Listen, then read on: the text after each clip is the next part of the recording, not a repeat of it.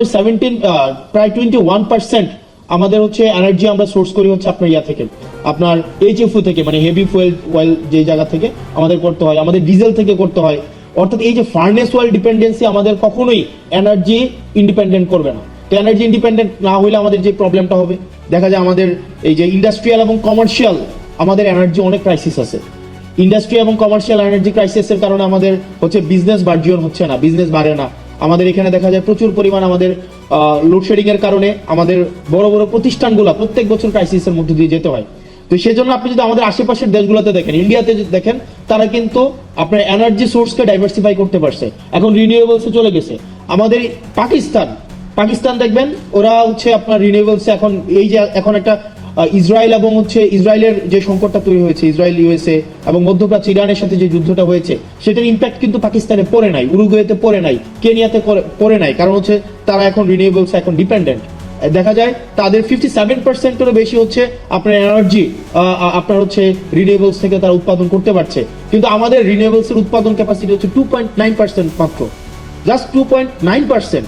এখন আমাদের এই যে লাস্ট আপনি 10-15 বছরে যদি দেখেন, আমাদের নতুন কোন ধরনের হচ্ছে আমরা ডোমেস্টিক কোনো সোর্সিংই করি নাই রিনিউয়েবলস এর জন্য। আমাদের একটার পর একটা পাওয়ার প্ল্যান্ট দিয়ে গেছে, কিন্তু এগুলা থেকে হচ্ছে আমরা সোর্স করতে পারি নাই। তো সেটার জন্য আমরা বলবো যে সুদূর প্রসারে আমাদের পরিকল্পনার ঘাটতি ছিল। আমাদের দিন শেষে আমাদের যেই ইম্পোর্ট বেস যেই আমাদের এনার্জি সোর্সিং করার যে পদ্ধতি বা আমাদের যেই প্রক্রিয়া ডিপেন্ডেন্সি, সেটা থেকে আমাদের বের হয়ে আসতে হবে এবং আমাদের দিন শেষে রিনিউয়েবলস আমাদের যাইতে হবে। আমরা যদি রিনিউয়েবলসে না যাই, আমাদের যে পরিমাণ প্রত্যেক দিন আমাদের এই পিক টাইমে আমাদের 15 গিগাওয়াট বা 15,000-16,000 আমাদের গিগাওয়াট হচ্ছে আমাদের ডিমান্ড, পিক ডিমান্ড। এটা হয়তো উইন্টারে সেটা ফল করে 7-8 গিগাওয়াটে আসে, কিন্তু আমাদের দেখা যায় এটাও হচ্ছে আমরা নিজেরা হচ্ছে সোর্স করতে পারবো না। আমরা যদি প্রত্যেক বছর এই ধরনের এই যে ক্রাইসিসটা এখন তৈরি হয়েছে, এই ক্রাইসিস কিন্তু এটা মানে ইমিডিয়েট সলিউশন হবে বলে বোধ হচ্ছে না। এটা একটা লং টার্ম একটা ইম্প্যাক্ট ইকোনমির মধ্যে পড়বে এবং এনার্জির মধ্যে পড়বে। এবং দিন শেষে যদি এনার্জি এই পুরা সিস্টেম কলাপস করে, আমার পুরা হচ্ছে বিজনেস কলাপস করবে, আমার হচ্ছে সবকিছু আমার হচ্ছে প্রাইস ইনক্রিজ হবে এবং দেখা যায় যে স্থানীয়ভাবে আমাদের যে এসএমই সেক্টর যেটা নিয়ে আমরা আশাবাদী হচ্ছি, ওই জায়গাও কিন্তু একটা বড় ধরনের একটা সংকট সৃষ্টি হবে। সেজন্য আমাদেরকে এখন ডাইভার্সিফিকেশন অফ এনার্জি সোর্স আমাদের খুবই গুরুত্বপূর্ণ।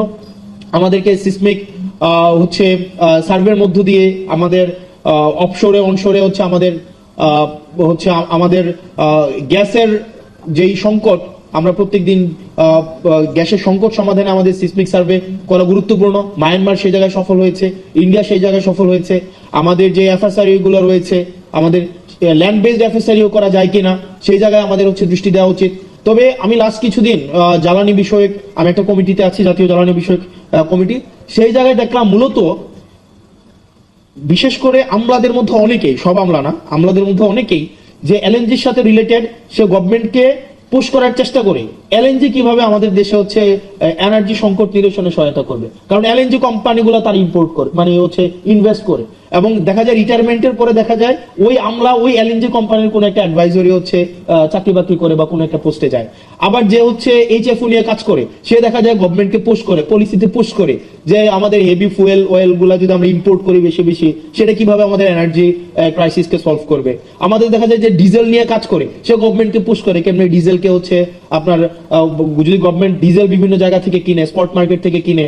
এখানে দেখা যায় গভর্নমেন্টের মধ্যে অনেকগুলো হচ্ছে এজেন্ট আছে, মানে গভর্নমেন্টের অনেক আমলারা হচ্ছে বিভিন্ন কোম্পানির এজেন্ট হিসেবে হচ্ছে এখানে পারপাস সার্ভ করে, এবং এটা খুবই আমাদের জন্য দুঃখজনক। আমাদের আমলাদের মধ্যে অনেকেই, সব আমলা না, অনেক আমলা হচ্ছে দেশপ্রেমিক, অনেকরা হচ্ছে স্যাক্রিফাইসিং, কিন্তু অনেক আমলাও আছে তারা সরকারি চাকরির এই ট্যাগটাকে ব্যবহার করে বেসিক্যালি বিভিন্ন কোম্পানির পারপাস সার্ভ করে, এবং গভর্নমেন্টের পলিসিতে তারা তাদের ব্যক্তিগত এজেন্ডাকে পিনাট্রেট করার চেষ্টা করে। তো সেই জায়গা থেকে আমরা যদি এনার্জিতে ডিপেন্ডেন্ট হইতে চাই, আমাদের বিভিন্ন স্টেক হোল্ডারদেরকে নিয়ে আমাদের অবশ্যই আমাদেরকে রিনিউয়েবলস এর মধ্যে যাইতে হবে। রিনিউয়েবলস এর মধ্যে যদি আমরা যাইতে পারি, তাইলে হচ্ছে আমরা যদি এটাকে ডাইভার্সিফাই করতে পারি, আমাদের অ্যাটলিস্ট 7 গিগাওয়াট থেকে 9 গিগাওয়াটে আমরা যদি এটাকে আপলিফট করতে পারি, তাইলে আমাদের যেই মানে ইন জেনারেল যে ডিমান্ড আমাদের প্রত্যেক বছর থাকে, এটাকে আমাদের মিট করা অনেক বেশি সহজ হবে। আর যে প্রশ্নটা আমাকে করা হয়েছিল যে ওভারঅল গভর্নমেন্টের যেই হচ্ছে আপনার মুড, আমাদের গভর্নমেন্টের অনেক মুড সুইং হয়, মানে গভর্নমেন্ট আসলে কে এটা বোঝা যাইতেছে না।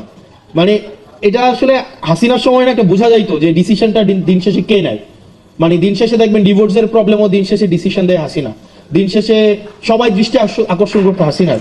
তো এখন আসলে এই জায়গায় মানে ডিসিশনটা আমার কাছে মনে হইতেছে there are so many governments within the governments, আমার কাছে এটা মনে হইতেছে, মানে আমি নিশ্চিত না, কারণ এবং আপনি দেখবেন খুব শীঘ্রই এটা বলা হবে যে আমাদের প্রাইম মিনিস্টারকে এইচপিএম কে ভুল বোঝানো হয়। এখন ভুলটা বুঝায় কারা? দেখা যায় এখানে অনেক ধরনের ফ্রিঞ্জ এলিমেন্ট আমার কাছে মনে হয় গভর্নমেন্টের সাথে আছে, যারা আমাদের যে জন আকাঙ্ক্ষা তৈরি হয়েছিল, রাষ্ট্রের যে আকাঙ্ক্ষা তৈরি হয়েছিল, সেই জায়গা থেকে গভর্নমেন্টকে অনেক দূরে সরিয়ে নিচ্ছে। এবং এখানে আমাদের যে সংস্কারের ইনস্টিটিউশনাল আমাদের ইন্ডিপেন্ডেন্ট হওয়ার কথা ছিল, আমাদের জুডিশিয়ারি হচ্ছে ইন্ডিপেন্ডেন্ট হওয়ার কথা ছিল, আমাদের বিউরোক্রেসির জায়গায় হচ্ছে একটা মেসিভ একটা আমাদের এটা হচ্ছে রিস্ট্রাকচার হওয়ার দরকার ছিল, আমাদের পুলিশ সংস্কার কমিশন হওয়ার দরকার ছিল। এই সব জায়গা থেকে গভর্নমেন্ট অনেক দূরে সরে গিয়েছে, কারণ গভর্নমেন্টের কাছে মনে হচ্ছে সে যদি সবকিছুকে নিয়ন্ত্রণ না করতে পারে, সবগুলাকে যদি মিসঅ্যাপ্রোপ্রিয়েট না করতে পারে, সে নাকি সরকার যথাযথভাবে চালাতে পারবে না। এখন আমার কাছে ম্যাডাম খুব ভালো বলেছেন কিছুক্ষণ আগে যে শেখ হাসিনা থেকে তো সবচেয়ে বেশি হচ্ছে মানে সেন্ট্রাল একদম সবকিছুকে সেন্ট্রালাইজ করা